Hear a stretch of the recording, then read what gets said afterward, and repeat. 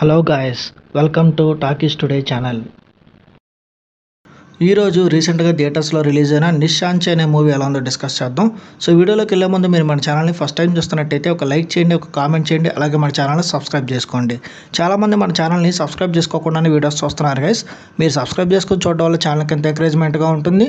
So subscribe చేసుకుని videos చూడండి. ఇంకా లేట్ చేయకుండా వీడియోలోకి వెళ్ళిపోదాం. Let's get started. Anurag Kashyap దర్శకత్వంలో లేటెస్ట్ మూవీ వచ్చింది, అదే నిశాంచి. అనురాగ్ గారి డైరెక్షన్కి మంచి అభిమానులు ఉన్నారు బాలీవుడ్లో. ఈ సినిమా మీద మంచి బడ్జ్ క్రియేట్ అయింది. ఈ సినిమాలో ఉందో ఇప్పుడు చూద్దాం. ఈ సినిమా ఒక క్రైమ్ డ్రామాగా తెరకెక్కింది. ఇది పూర్తిగా డైరెక్టర్ కశ్యప్ మార్క్ స్టైల్లోనే ఉంటుంది. సినిమాలో Aishwarya Thackeray double role play చేశారు. ఇద్దరు వేరువేరు పాత్రలు, అట్లాగే వారిద్దరి చుట్టూ అల్లిన నేర ప్రపంచం. కాన్పూర్లో ఉండే ఒక గ్యాంగ్స్టర్, అట్లాగే ఆ గ్యాంగ్లో ఒకరైన మరొక వ్యక్తి, వాళ్ళ మధ్య జరిగే పోరాటాలు. ముఖ్యంగా ఈ స్టోరీ అంతా పగలు, ప్రతీకారాలు ఈ సినిమాకి మెయిన్ ఎలిమెంట్స్గా నిలుస్తాయి. స్టోరీలో చాలా ట్విస్ట్లు ఉన్నాయి. ఇవన్నీ తెలియాలంటే మీరు ఈ సినిమా చూడాలి. ఈ సినిమా పాజిటివ్ పాయింట్స్ అంటే ఇప్పుడు చూద్దాం. మెయిన్ హైలైట్ వచ్చేసి ఈ సినిమా డైరెక్టర్ అని చెప్పొచ్చు. అనురాగ్ కాశ్యప్ గారి స్టైల్ అంటేనే రా అండ్ రియలిస్టిక్గా ఉంటుంది. ఇందులో కూడా ఆయన మార్క్ చాలా క్లియర్గా కనిపిస్తుంది. యాక్షన్ సీన్స్లో కానీ, డైలాగ్స్లో కానీ అన్నీ చాలా న్యాచురల్గా ఉంటాయి.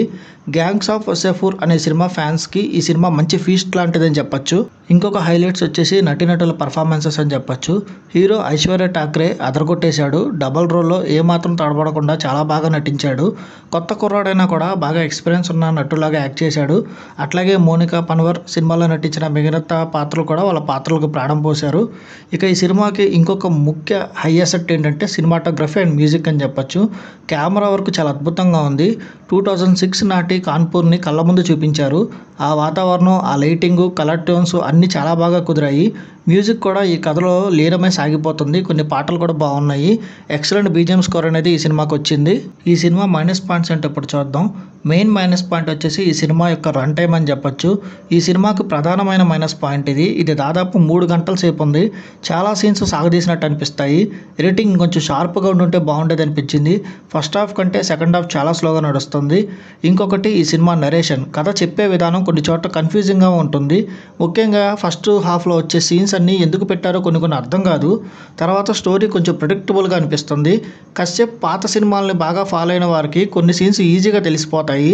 స్క్రీన్ ప్లేలో కొన్ని పాయింట్స్ గతంలో చూసినట్టుగానే అనిపిస్తాయి. ఇంకా ఓవరాల్గా చూసుకున్నట్టయితే ఈ నిశాంక్ అనే సినిమా అనురాగ్ కశ్యప్ నుంచి వచ్చిన మరో మంచి క్రైమ్ డ్రామా అని చెప్పొచ్చు. ఆయన సినిమాల్ని బాగా ఇష్టపడే వాళ్ళకి ఈ సినిమా ఖచ్చితంగా నచ్చుతుంది. యాక్టింగ్ కానీ, డైరెక్షన్లో కానీ ఎక్కడా కాంప్రమైజ్ కాలేదు. అయితే ఈ సినిమాకి ఎక్కువ రన్ టైము, కొంచెం స్లో నరేషన్ అనేవి కొన్ని ఇబ్బందులు పెట్టచ్చు. మొత్తానికి మీరు కనుక క్రైమ్ డ్రామాలు బాగా ఇష్టపడే వాళ్ళైతే ఈ సినిమా మీకు నచ్చుతుంది. మిగతా వాళ్ళు కూడా ఈ సినిమాని ఖచ్చితంగా ట్రై చేయొచ్చు. ఈ మూవీకి మన టాకీస్ టుడే ఛానల్ వాళ్ళు ఇస్తున్న రివ్యూ రేటింగ్ 3/5. ఇది నా ఒపీనియన్ మాత్రమే. ఈ సినిమాని మీరు ఆల్రెడీ చూసినట్టయితే ఈ సినిమా మీకు ఎలా అనిపించింది అనేది కింద కామెంట్ సెక్షన్లో మెన్షన్ చేయండి. ఇంకెవరైనా మన ఛానల్ సబ్స్క్రైబ్ చేసుకోకపోతే ఇప్పుడే సబ్స్క్రైబ్ చేసుకోండి. వీలైతే పక్కన బెల్ బటన్ కూడా ప్రెస్ చేసి పెట్టుకోండి. ఇది వాళ్ళ వీడియో గైస్. మళ్ళీ ఇంకొక మంచి వీడియోతో మీ ముందుకు వస్తాను. Thanks for watching. జై హింద్.